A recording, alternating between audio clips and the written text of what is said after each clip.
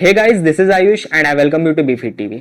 आज का जो ये वीडियो है ये प्रोटीन सीरीज का पहला वीडियो होने वाला है। इस वीडियो को हम 3 टॉपिक्स में डिवाइड करने वाले हैं। पहला टॉपिक ये है कि हम जानेंगे कि प्रोटीन होता क्या है। दूसरा है कि आपको प्रोटीन की जरूरत किस लिए पड़ती है। हालांकि प्रोटीन की जरूरत आपकी बॉडी में बहुत सारी चीजों के लिए पड़ती है, लेकिन हम इस वीडियो में माइक्रोस्कोपिक लेवल पे जाके देखेंगे कि प्रोटीन की जरूरत आपको मसल ग्रोथ के लिए क्यों पड़ती है। पर्टिकुलरली हम मसल ग्रोथ के ही बारे में इस वीडियो में बात करेंगे कि how protein helps you to grow muscle.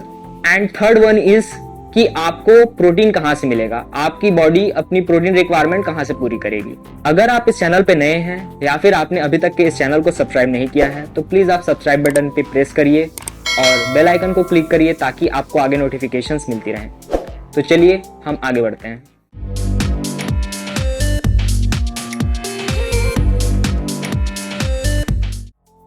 Protein, शायद ही आप में से कोई होगा जिसने प्रोटीन के बारे में कभी नहीं सुना होगा। सभी ने कभी ना कभी प्रोटीन के बारे में सुना है। प्रोटीन एक मैक्रोन्यूट्रिएंट होता है जो कि अमीनो एसिड से बनता है। अमीनो एसिड्स क्या होते हैं हम इस वीडियो में आगे जानेंगे। फिलहाल के लिए हम मैक्रोन्यूट्रिएंट क्या होता है इस पे फोकस करते हैं। देखिए, मैक्रोन्यूट्रिएंट्स वो न्यूट्रिएंट्स होते हैं, वो तत्व होते हैं जो कि आपकी बॉडी को एक लार्ज अमाउंट में जरूरी होते हैं। जनरली जो मैक्रोन्यूट्रिएंट्स होते हैं उनकी जो मेजरमेंट है वो ग्राम्स में होती है, यानी कि आपकी बॉडी को वो ग्राम्स में जरूरी होते हैं। माइक्रोन्यूट्रिएंट्स भी एक होते हैं जो कि आपकी बॉडी को कम अमाउंट्स में जरूरी होते हैं, जैसे कि विटामिन मिनरल्स। ये होते हैं माइक्रोन्यूट्रिएंट्स, वो जनरली आपकी बॉडी में मिलीग्राम्स में जरूरी होते हैं। तो आपको यहां से समझ में आ गया होगा कि मैक्रोन्यूट्रिएंट्स और माइक्रोन्यूट्रिएंट्स क्या होते हैं। प्रोटीन अगर एक मैक्रोन्यूट्रिएंट है तो उसका मतलब है कि वो आपकी बॉडी में एक ज्यादा अमाउंट में चाहिए। प्रोटीन आपकी बॉडी में बहुत सारे फंक्शंस करता है।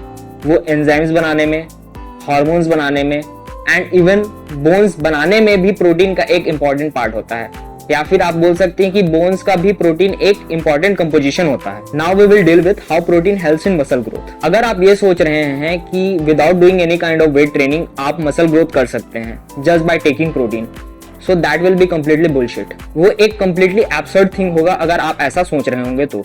देखिए, इसके पीछे एक सिंपल साइंस है। जब भी आप वर्कआउट करते हैं, जब भी आप वेट ट्रेनिंग करते हैं, तब आपके मसल्स में क्या होता है, माइक्रो टीयर्स होते हैं। माइक्रो टीयर्स का मतलब है आपकी मसल एक माइक्रोस्कोपिक लेवल में जाके फटती है, हल्के हल्के क्रैक्स आते हैं उसमें। जब भी आपके मसल पे माइक्रोस्कोपिक क्रैक्स होते हैं तो आपका मसल जो है वो आपके ब्रेन को एक मैसेज भेजता है कि मेरे को चोट लगी है, now I want to be repaired.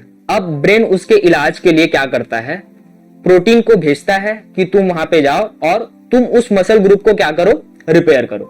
इसी डैमेज एंड रिपेयर प्रोसेस को बार बार करने से आपका मसल ग्रोथ होता है।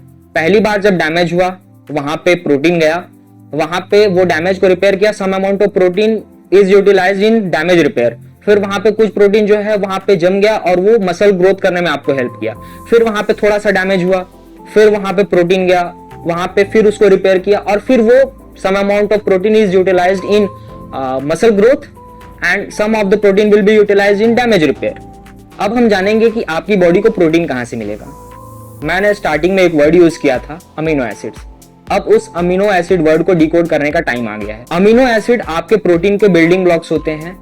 अमीनो एसिड क्या करते हैं, एक चेन फॉर्म करते हैं और वो चेन बाद में, अमीनो एसिड की जो चेन होती है वो प्रोटीन कहलाती है। ऐसे 20 अमीनो एसिड्स होते हैं जिनको 2 भाग में बांटा गया है। उनमें से 9 जो अमीनो एसिड्स होते हैं वो एसेंशियल अमीनो एसिड्स होते हैं और बाकी के जो अमीनो एसिड्स होते हैं वो नॉन एसेंशियल अमीनो एसिड्स होते हैं। नॉन एसेंशियल अमीनो एसिड्स का मतलब ये नहीं है कि वो आपके लिए जरूरी नहीं है।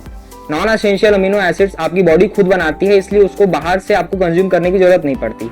उसको आपको किसी और बाहर के फूड आइटम से उसको इनटेक करने की जरूरत नहीं पड़ती। लेकिन जो एसेंशियल अमीनो एसिड्स हैं उनको आपको एक्सटर्नल फूड आइटम से कंज्यूम करने की जरूरत पड़ती है। तो यहीं पे ये चीज सिंप्लीफाई हो गया कि आपको एक ऐसा फूड आइटम चूज करना है या फिर आपको ऐसे group of food items choose करने हैं जिसमें ये जो एसेंशियल अमीनो एसिड्स हैं वो रिच हों और वहां से आपको एक कंप्लीट सोर्स मिल सके।